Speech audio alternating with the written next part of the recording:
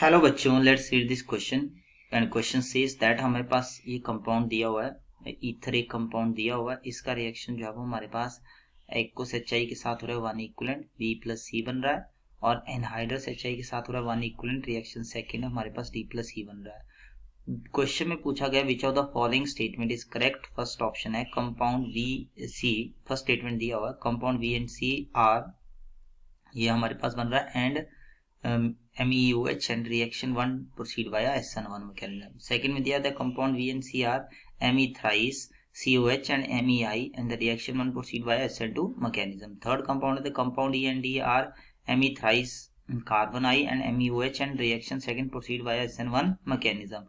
Fourth option the compound E and D are Me thrice C carbon OH and MEI reaction second proceed via SN2 mechanism. तो पहला option दिया कि first and third are correct, then second and third are correct, then first and fourth are correct, then second and fourth are correct. देखिए सबसे पहले हम यहाँ पर बात करेंगे की कंसेप्ट की कंसेप्ट जो है ये हमारे पास यहाँ से क्या आ जाएगा। तो अगर आप की कंसेप्ट की बात करें, ईथर जो है ये हमारे पास क्या कर रहा है, HI के साथ रिएक्ट कर रहा है, या आप बोल सकते हैं हेलोजन एसिड के साथ रिएक्शन हो रही है।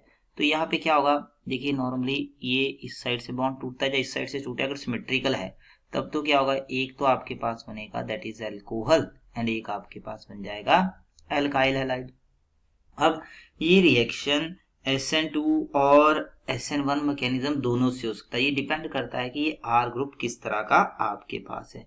देखिए अगर R' ग्रुप जो है वो आपके पास प्राइमरी एंड सेकेंडरी हो तो रिएक्शन कैसे होगा, reaction proceed via SN2 mechanism. ये आपके पास जो है वो SN2 मैकेनिज्म से प्रोसीड करता है, और इसके लिए कैसा सॉल्वेंट रिक्वायर्ड है, नॉन पोलर सॉल्वेंट जो है वो रिक्वायर्ड है। नॉन पोलर सॉल्वेंट यहाँ पे जो इस रिएक्शन को फेवर करता है। और अगर R' आपके पास जो है वो टर्शरी है तो ये रिएक्शन प्रोसीड करता है वाया SN1 मैकेनिज्म से, और सॉल्वेंट कैसा होता है SN1 के लिए, पोलर, क्योंकि पोलर सॉल्वेंट जो है वो SN1 रिएक्शन को यहाँ पे फेवर करेंगे। थोड़ा सा मैकेनिज्म देख लें, तो मैकेनिज्म किस तरह से होगा जी, आपके पास जो है वो सिमेट्रिकल ईथर है। यहाँ पे क्या होगा, यहाँ पे H पॉजिटिव आ जाएगा। H पॉजिटिव कहाँ से आएगा, HX से। यहाँ पे इलेक्ट्रॉन है, ये क्या करेगा, यहाँ से अटैक करेगा और आपके पास यहाँ पे प्रोड्यूस करेगा R' ऑक्सीजन, यहाँ से आ जाएगा R, यहाँ से लग जाएगा H और इसके ऊपर क्या आ जाएगा, पॉजिटिव चार्ज। देखिए अगर ये SN1 मैकेनिज्म से होगा, अगर SN1 मैकेनिज्म से प्रोसीड होता है तो क्या होगा, यहाँ पर ये यहाँ से निकल जाएगा, R' के ऊपर आ जाएगा पॉजिटिव चार्ज, साथ में आपके पास बन जाएगा दैट इज एल्कोहल। और सेकंड स्टेप में आपके पास क्या होगा, ये जो X नेगेटिव है ये इसके ऊपर क्या करेगा, अटैक कर देगा। तो यहाँ पे आपके पास क्या बनेगा, RH। एक तो ये पॉसिबिलिटी है, और अगर SN2 मैकेनिज्म से होता है तो बॉन्ड फॉर्मेशन और बॉन्ड ब्रेकिंग साइमल्टेनियसली होता है। तो X नेगेटिव जो होगा वो यहाँ से अटैक करेगा, आपके पास क्या बना देगा, RX, और प्लस आपके पास बना देगा ROH। तो इस तरह से ये रिएक्शन जो है यहाँ पे प्रोसीड होगा। अब हम क्वेश्चन की बात करते हैं। क्वेश्चन में हमारे पास दिया हुआ है, पहले कंपाउंड लिख देते हैं। कंपाउंड है मिथाइल CH3 कार्बन, यहाँ पे आपके पास आ जाएगा CH3, यहाँ पे आ जाएगा CH3, यहाँ से आ जाएगा ऑक्सीजन, यहाँ से आ जाएगा CH3।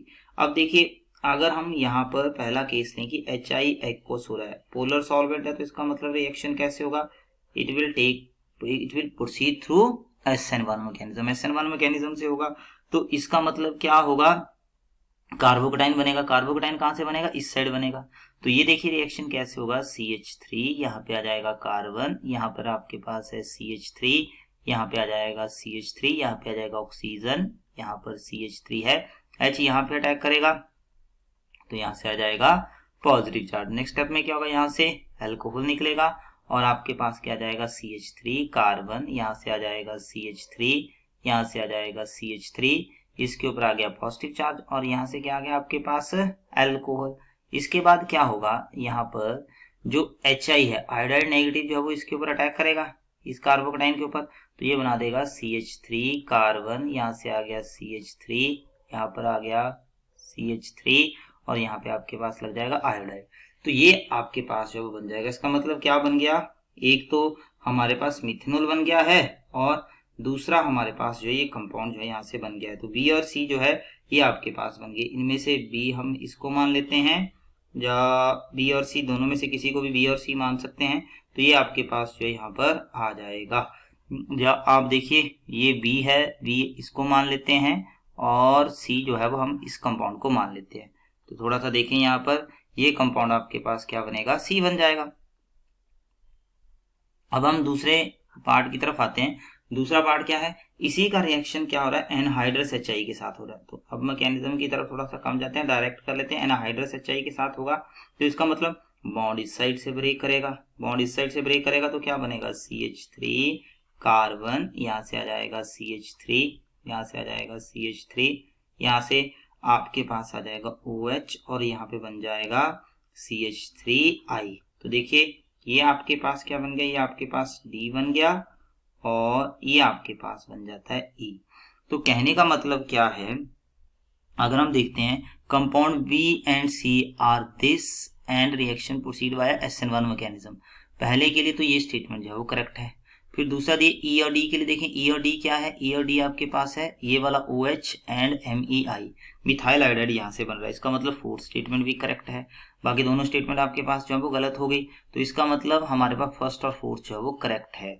तो फर्स्ट और फोर्थ करेक्ट है थर्ड ऑप्शन में। So final answer is third option. I hope you understand it well. Best of luck.